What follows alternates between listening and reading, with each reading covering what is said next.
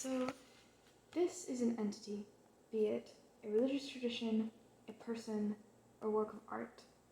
These are the threads that make up that entity, be they the personality of the person, the causes, historical causes of the person, of the religion, of the work of art, or influences on the entity. There's the entity, there's the threads, these two elements.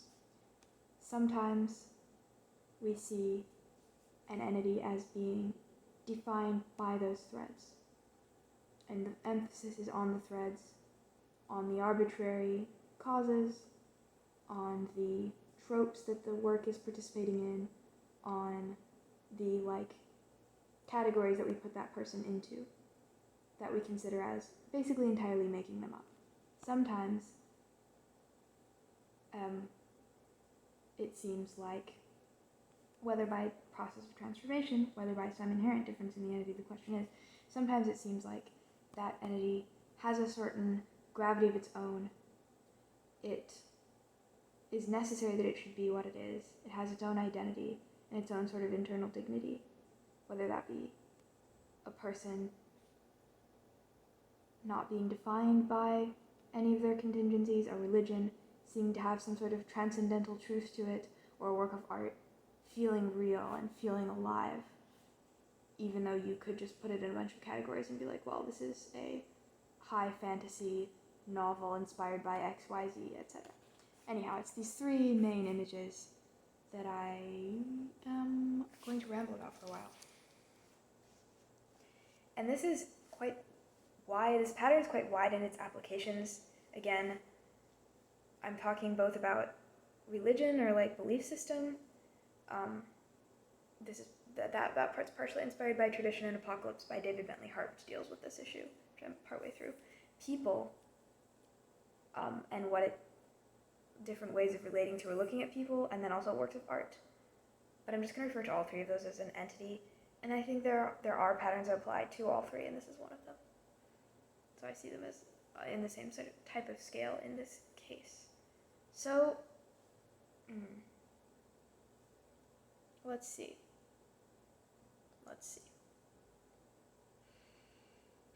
The vocabulary that I would use for talking about a person, talking about a religion, talking about a work of art is different in all three cases. It is different even though I'm talking about the same pattern. So this is going to be rather difficult to word. But every entity, right, there's always the threads around it. This is just how reality works. Even an original work of art, you can always name genres that it's a part of, works that it's in conversation with. CJ the X has a good video on this about subjectivity in art. Even a person whom you would say has a very strong personality and is very definitively themselves, they're always part of groups other than themselves. They're always involved in relationships that have shaped them, and in identity groups that do in some way define them.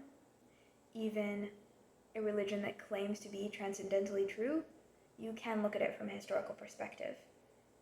You can look at it from a historical perspective and see the historical influences on it, the historical causes of it, and also the ways in which it is similar to other religions and belief systems.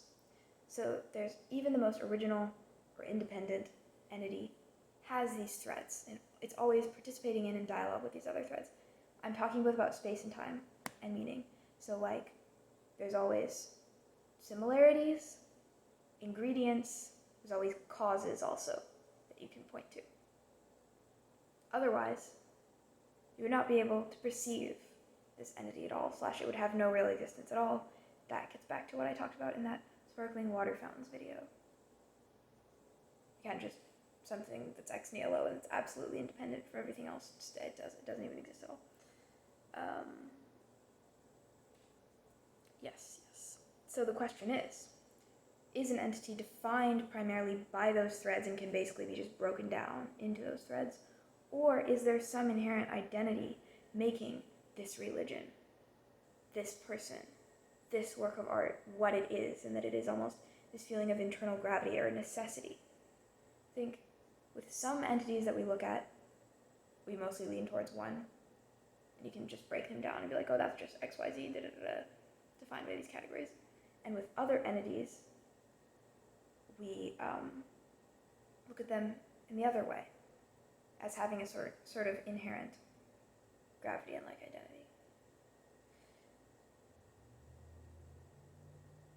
So, to contrast those two, the first way of seeing an entity as being defined primarily by its threads would be like a piece of unoriginal or like bad art. You see it as basically just an awkward combination of tropes, almost like you can see the bones beneath it. It doesn't hold together on its own, right? Like the skeleton is visible and it sort of feels arbitrary. I was watching the new, and you can just sort of dismiss it and you can see where it came from. You can be like, oh, they're just like trying to rip off this franchise or whatever. It's just, and I was, like, for instance, it's painfully obvious to me in like the new Harry Potter movies where they are trying, it feels like they're trying to like copy the spirit of the original, but it doesn't work. It doesn't feel necessary. No. Or there are some works of art that, in as much of an objective sense as there is an objective sense with these things, don't have the same, like for instance, the Magician series on Netflix, or like the Winx saga, which I started watching before the protagonist annoyed me too much, compared to, say, Lord of the Rings. Or even like Wheel of Time compared to Lord of the Rings. It seems like there's a difference. Yeah.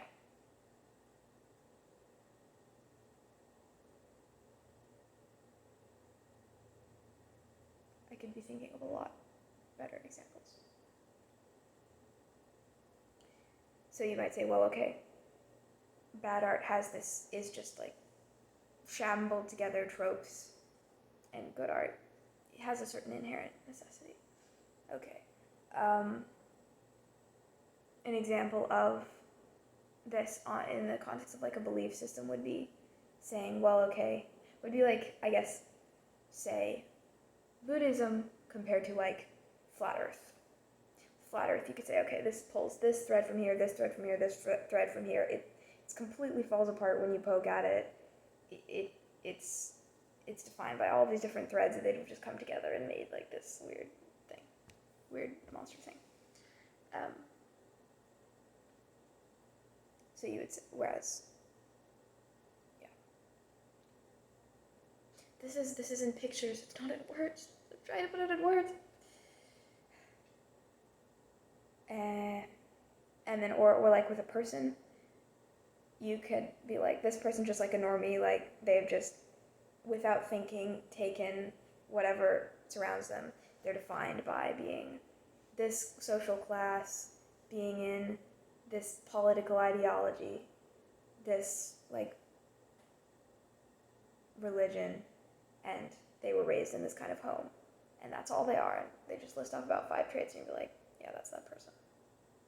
And treating them like an NPC or whatever the term is among the youths these days. So those are 3 examples of like an entity being defined by its threads or being seen as defined by its threads. It feels not alive, arbitrary, not holding together, not real in a sense. The catch is that any entity that is known from the outside sort of will look like this.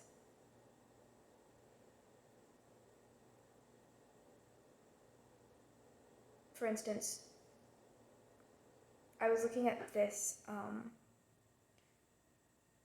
this role-play world, and to me, looking in sort of from the outside, I can pick at it, I can criticize it, I can be like, there's too much detail here, I don't really want to, like,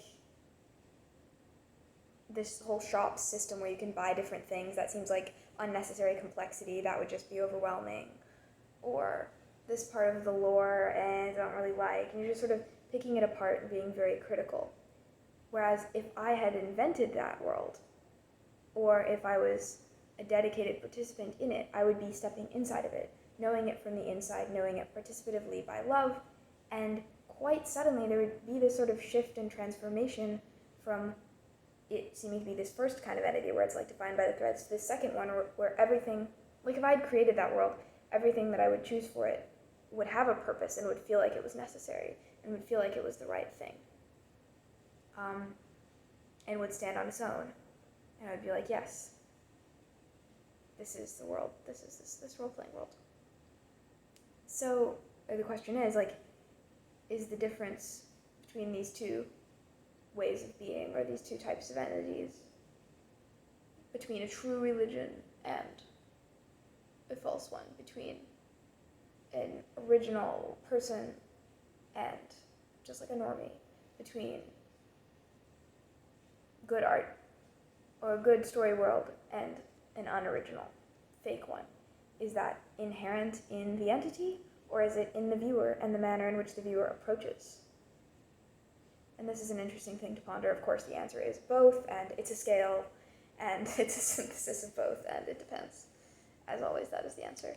But it is just interesting to observe this sort of shift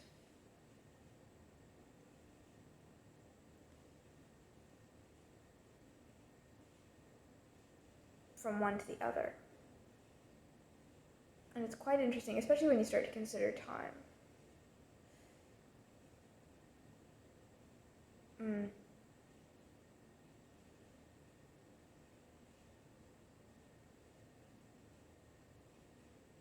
So, when you know an entity from the inside, or when that entity is a good piece of art, or a healed, healthy, and like well-rounded person, or a religion that expresses a transcendent truth in a clear form,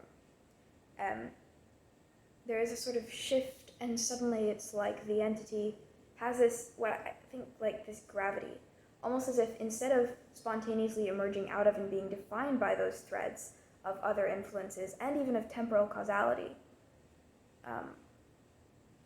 like the ingredients that go into a religion or the culture and parenting that goes into a person, it's almost like there is this indefinable essence of the entity that it's almost choosing its threads rather than being chosen by them.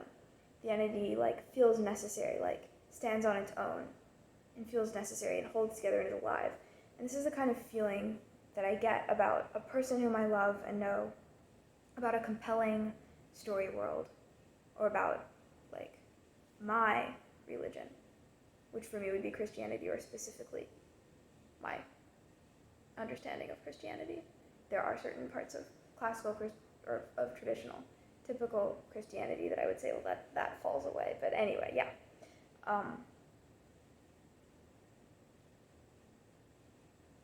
Yeah. So it's an interesting, this quality of being alive, or of having an inherent essence and an inherent gravity, it seems to be partly in the way one approaches the entity and partly in the structure of the entity itself.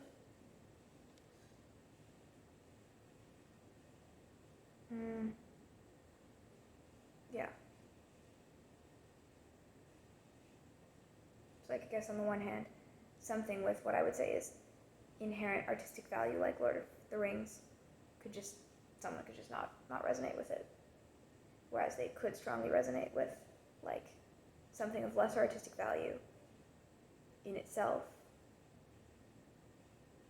like say Twilight or Neopets, that nevertheless, because it has personal meaning in life for them and they approach it in that way and they know it from within, it has more of this internal gravity. Or just like why you would choose one religion over another. Because you know that one from the inside rather than from the outside. Anyhow, this pattern in the way in which it interacts and strikes me as interesting, both when looking at good art versus bad art, original art versus unoriginal art, true systems or worldviews versus false, artificial ones, interesting and original people versus people that we just dismiss as almost having no independent identity. And again, it's interesting when you think of time as well, because what that starts to, almost if something has enough internal gravity, it starts to be lifted up. What it feels like to me is that it's lifted up from chronological time. So like, this person is who they are because they are who they are, like, and almost that comes first before, or like that is why, because they are who they are, they were born into this time and place and culture to these parents. They had this name and this personality, rather than because they happen to be born XYZ, then therefore they're sort of upheld as this kind of person. Or, like, if you know what I mean, you know what I mean. If you don't, I just can't explain it because words hard. But, or like this story world, you know, like Lord of the Rings, is it the Lord of the Rings world? Is itself because it is itself first before we talk about Tolkien's culture and personality and the other influences on this book and folklore and myth. Like, it has its own inherent essence, and it's almost like it's creating itself. And that gets into Christian, like, theosis as well. They say that a saint or someone who has become theosis is like, it's almost like they come full circle. They create themselves, almost, instead of being created or defined by their circumstances. Not that they become completely cut off from circumstances, and again, there's always the threads, but like the causality shifts, the emphasis shifts, and there's this like internal gravity. Or, again, in the context of tradition, for me, Christianity is something that has its own resonance and has its own inherent, I don't know, resonance or like light is all that I can say, meaning, instead of me seeing it from the outside as like, okay, put a little Judaism plus medieval society plus, you know, Greek society plus paganism, blah, blah, blah. But you could definitely see it both ways. I don't know.